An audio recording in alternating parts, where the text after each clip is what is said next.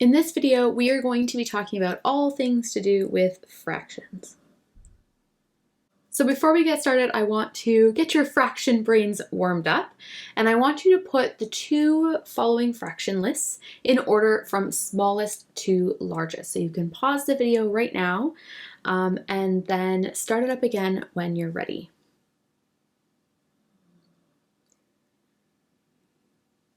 Okay, so you should have both in order from smallest to largest. And I want you to think about which of the following lists was easier to do for you and why. So if you only had to hand one of these lists in and that was going to be your mark, let's say, for this course, which one would you say was easier, what you're more confident in? And I can bet most of you are going to say this second list. But why? What's different about the second one versus the first one? The second one has all of the bottom numbers as an 8. So when we have fractions that have the same denominator, it makes it really easy to compare them, to add them, to subtract them, because that bottom number tells us how many pieces make a whole, and in other words, how big those pieces are. So if they're all out of 8, then it's much easier to determine how much of the whole you have, versus if one is out of 3, one is out of 4, one is out of 8, it's harder to compare them. And so before we get started on adding, subtracting, multiplying, dividing, we're going to look at finding equivalent fractions. So how do we take a fraction and make it into a fraction with a different denominator so that we can make it easy to compare? So for example, in question number 1, let's say I have the fraction 2 out of 3, or 2/3, but I want it to be out of 12. What you're going to do is look at how you get from 3 to 12. So you can only use multiplication or division here. You can't use adding and subtracting because we're doing proportions. So to get from 3 to 12, I have to multiply by 4. And so I'm going to multiply 2 by 4 as well, and I get 8. So that means 2/3 is the same as 8 out of 12. So let's do number 2 together as well. If I want 4/5 to be out of 30 instead, I need to see what I need to multiply 5 by to get to 30. And I need to multiply it by 6. So I'm going to multiply 4 by 6 as well, and I get 24 out of 30. So I want you to try the remaining 3, pause the video, and start it up again when you're ready. So for question number 3, we're going to multiply by 6, and so I get 6 out of 18. For question 4, we're multiplying by 9, so I get 18 out of 45. And for question number 5, we're multiplying by 5, so I get 15 out of 35. Another skill that is helpful for you as we're adding, subtracting, multiplying, and dividing is being able to change between an improper fraction and a mixed number. So an improper fraction is a fraction where the top number, or the numerator, is greater than the denominator, or the bottom number. So for example, if I want to represent this amount as a fraction, I can say 8 pieces out of 4, because there's 4 to make one whole, but I have 8 pieces all together. And so we call this an improper fraction because the 8 is bigger than the 4. A mixed number is a number where there is a whole number and a part. So for example, if I have this picture here, I could put this as 7 out of 4 because I have 4 pieces to make one whole, and I have 7 pieces, so 7 out of 4. That would be an improper fraction. If I want to write it as a mixed number, I'm going to write it as 1 and 3 out of 4. So I have 1 whole and 3 more pieces out of 4. So it's important that we're able to go between the two. So if I want to convert 4/3 into a mixed number, I want to think, how many wholes do I have and how many pieces left over? So if we draw this in a diagram, here I have the pieces cut into 3, because remember the bottom number is what tells us how many pieces make one whole. So 3 pieces make a whole, but I have 4 pieces altogether. So that means I have 1 whole and 1 out of 3 left over. So again, we're thinking how many whole 3s do I have, and how many pieces out of 3 do I have left over? So again, if I'm looking at this fraction, 5 out of 2, so they're pieces that are cut into 2. So the bottom number says how many make a whole, and I have 5 of them. So if I want to write that as a mixed number, I can say I have 2 wholes and 1 out of 2 left over. So mathematically, if I don't want to draw a picture for this, what I'm thinking of is how many times can this bottom number go into the top number fully? And then how many remainder do I have? How much do I have left over? So 3 can go into 7 twice, which gets us to 6, meaning I have 1 left over out of 3. And when we're doing this, this bottom number will always stay the same because we're not changing the size of the pieces or how many pieces make a whole. We're just writing it in a different way. One other thing to keep in mind as you're doing this, in this case, if I was to draw out the picture, I have shapes cut into 5 and I have 10 of them. If there's no remainder left over, then you can just use a whole number. You don't need to write 0 out of 5 here, so it's just 2. So I want you to try these 3, write them from an improper fraction into a mixed number. You can pause the video and then start it again when you're ready. So in the first one, I get 5 3/4, so 4 times 5 gets us to 20, which gives me 3 left over. So 5 and 3 out of 4.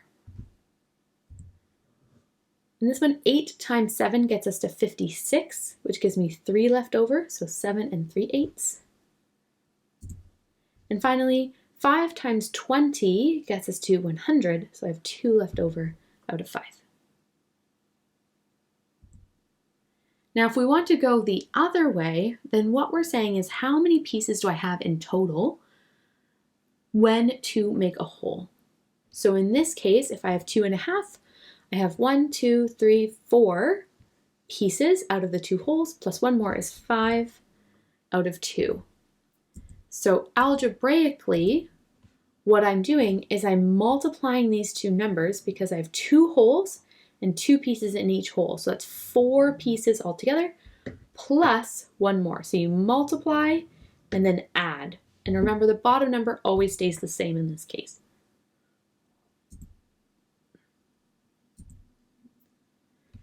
So again, I'm going to do 2 times 4. So that's 8. And if we count our holes, we have 1, 2, 3, 4, 5, 6, 7, 8 pieces within our holes, plus 1 more, so we get 9 out of 2 total. Again, I'm going to multiply 3 times 3 and add 2, so I end up with 11 out of 3.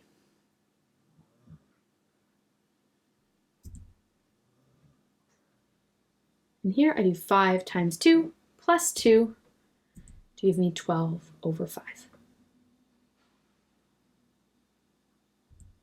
So I want you to try these 3, pause the video and start it up again when you're ready.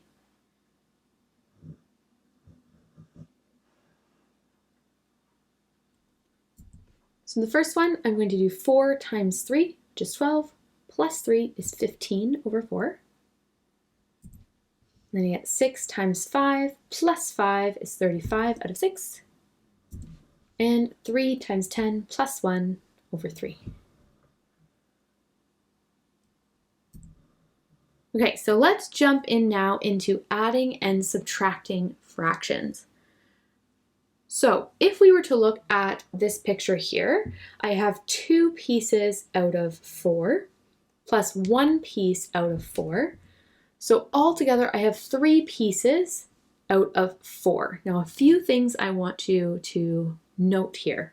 1, both of these shapes are cut into 4. All of the pieces are the same size, which is why I can add them across the shapes.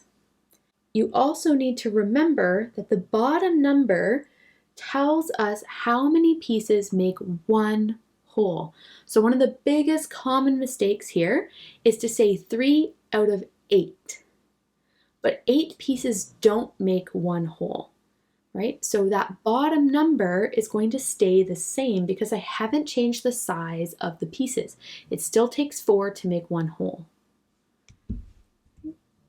So if the bottom number is the same, in other words, if the shape is cut into the same number of pieces, you can just add or subtract the top numbers and the bottom stays the same.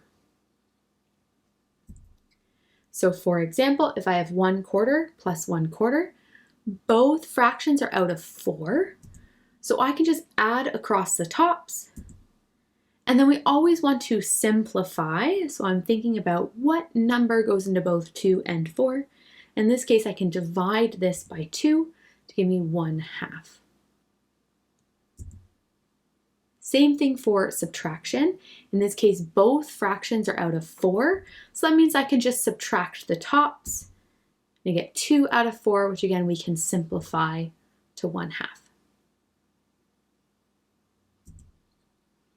If the bottom numbers are different, so in this case I have 3/4 plus 5/8, that means that the pieces are not the same size, and so I can't add them because the pieces that are cut into 4 are going to be bigger than the pieces that are cut into 8. So saying that I have 8 pieces, the 3 plus the 5, doesn't mean anything because all the pieces are different sizes. And so I need to make the pieces the same size. I need to make the bottom numbers the same before I can add or subtract the tops. So how do we do that? Well, we first need to find the lowest common multiple, or the smallest number that both 4 and 8 can go into. So if I count up by 4s and I count up by 8s, we see that the first number that's in both of those lists is 8. So I'm going to make both fractions out of 8 so that I can add them. So I'm going to make 3/4 out of 8, and 5/8 is already out of 8, so we can leave it as 5 out of 8. So from 4 to 8, I'm going to multiply by 2. So that means 3/4 is going to be the same as 6/8. So we're using our equivalent fractions there. And now that both fractions are out of 8, we can just add the tops and then simplify. So in this case, simplifying means writing it as a mixed number. So I can write it as 1 3/8. Okay, so if the bottom numbers are different, we need to make them the same by writing them as an equivalent fraction with the bottom numbers the same. So in this case, I determined that I wanted both bottom numbers to be 8. So I rewrote 3/4 as a fraction out of 8, and then I can add the tops and simplify by writing as a mixed number. Let's try another one. So here I have 2/3 and 4/5. So I'm going to count up by 3s, count up by 5s, and I see the smallest number that they can both get to is 15. So I'm going to rewrite each fraction as a fraction out of 15 to make the bottom numbers the same.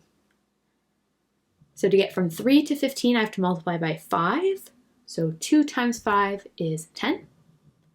5 to get to 15 is times 3. So 4 times 3 is 12. And now that I've written them so that their bottom numbers are the same, I can add the tops and then simplify. So in this case, I'm going to write it as a mixed number. And then you can see, can 7 and 15 go down any smaller? No, so my answer is 1 7/15.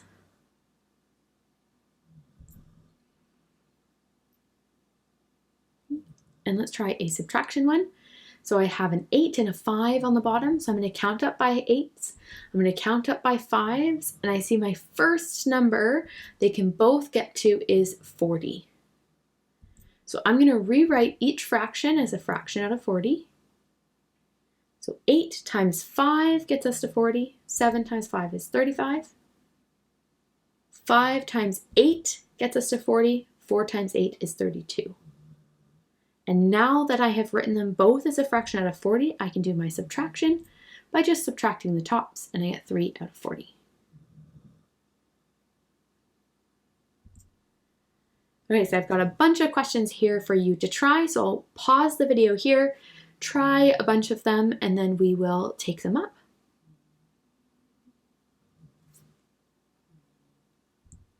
Okay, and here are your answers for those questions. So check your work.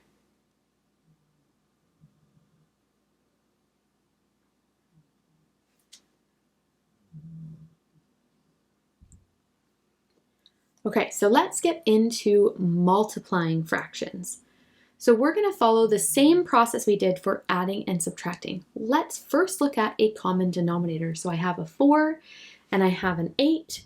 So I'm going to multiply 3/4 by 2 in order to make it 6 out of 8 so that I have a common denominator.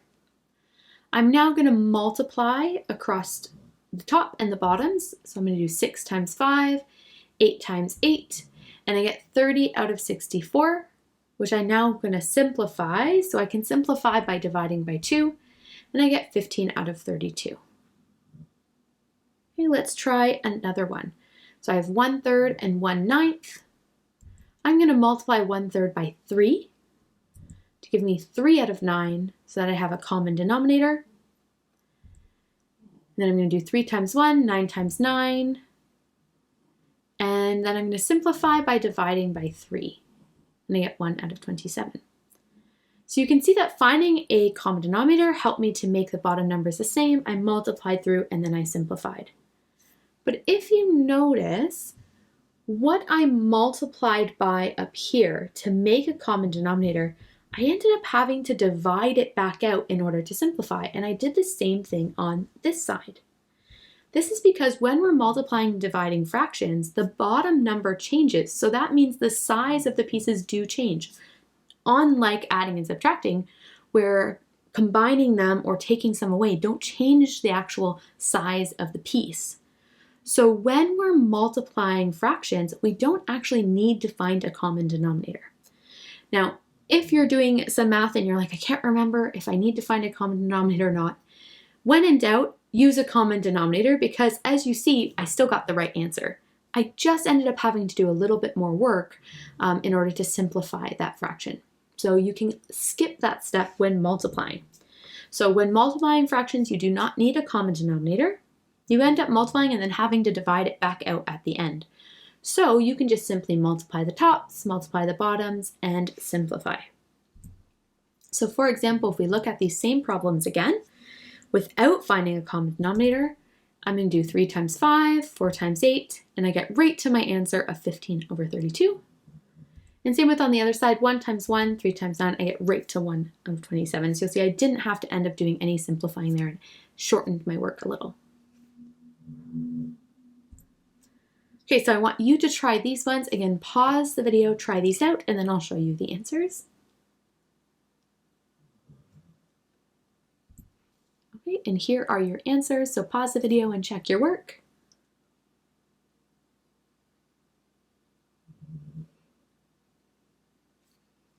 Okay, let's move on to dividing fractions. So again, let's go back to the method that we know. We're going to find a common denominator. So I'm going to multiply by 2 to get 6 over 8 and 2 over 8. And now I'm going to divide the tops, divide the bottoms, and I get 3 over 1, which is just 3. Let's try the other one. I'm going to multiply 1/3 by 3 so I can get 3 over 9 divided by 1 over 9 to find a common denominator. Divide the tops, divide the bottoms, and I get 3 over 1 or just 3. And so what you'll notice here is finding a common denominator does work here as well. However, do we need to? Because in this case, when we found a common denominator, you'll notice that in the end, they end up equaling 1. And so it's almost like they cancel each other out. And you'll notice what we end up doing is sort of multiplying across in sort of this like cross multiply, almost like a butterfly or an X pattern. And this follows through with all of them. So for example, here, if I find a common denominator and make them both 15, again, when I end up dividing out, that 15 divided by 15, because they're the same, ends up canceling out, and I get 12 over 5 over 1, or just 12 over 5. But if you look here, if I was to do 4 times 3 and 5 times 1, I end up with my answer at the end. And so that's where we get this flip and multiply or cross multiply strategy you've probably seen when it comes to dividing fractions. So again, you can always make a common denominator.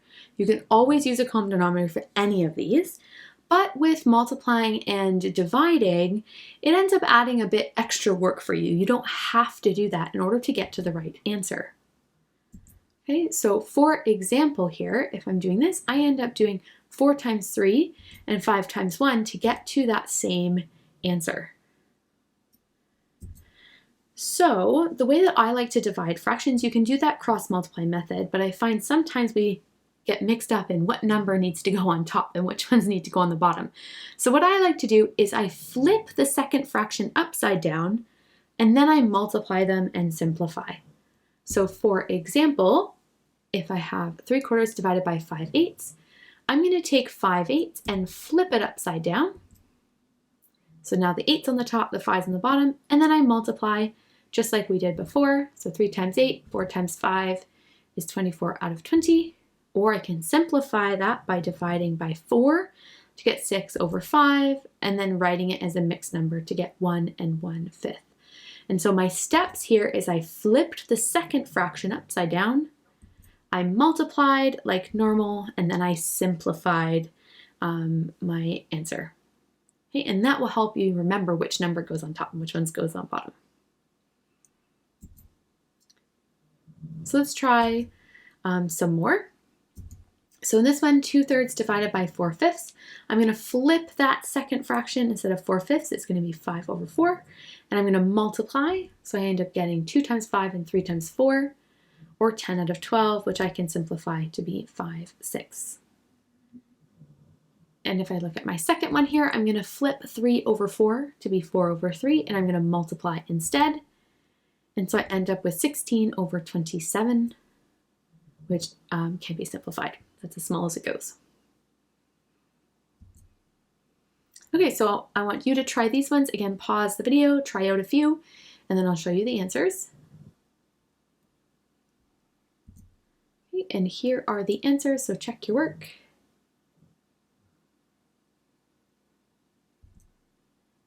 Excellent. So let's try some word problems. So here is some word problems from the health industry. I want you to pause the video, try them out, and then start it up again when you're ready. Okay, so for question number 1, a package contains 2 3/5 kilograms of trachea tubes and 1 1/8 kilograms of peri-strips dry. What is the total weight of the package? So to find the total weight, we're going to have to add these two numbers together. And so because they are a mixed number, what I like to do is write them as improper fractions first, and then add them. And you should end up with an answer of 3 29/40 kilograms. For question number 2, out of 320 bulbs delivered to the hospital, 1/20 are defective. How many of them are not defective? So what we need to do is, well, you can do this 2 ways. First, we can either multiply 320 by 1/20 to figure out how many are defective, and then subtract that from 320. Or you can do 320 times 19 out of 20 to figure out how many are not defective, and you should end up with an answer of 304. And finally, 9 liters of IV fluid solution are used to fill 3 3/4 IV bags. What is the capacity of one of the bags? So in order to figure out one, we're going to use division here. And so you're going to do 9 divided by 3 3/4. Again, I like to take 3 3/4 and put that as an improper fraction first, do my calculation and simplify, and you should get 2 2/5 liters. Okay, so I want you to reflect over how you have done in this video and give yourself a thumbs down if you're still really having trouble solving problems with fractions, pointer if you think maybe I need a little bit more practice here, or a thumbs up if you think I can solve this, I did really well, I don't need help or any more practice.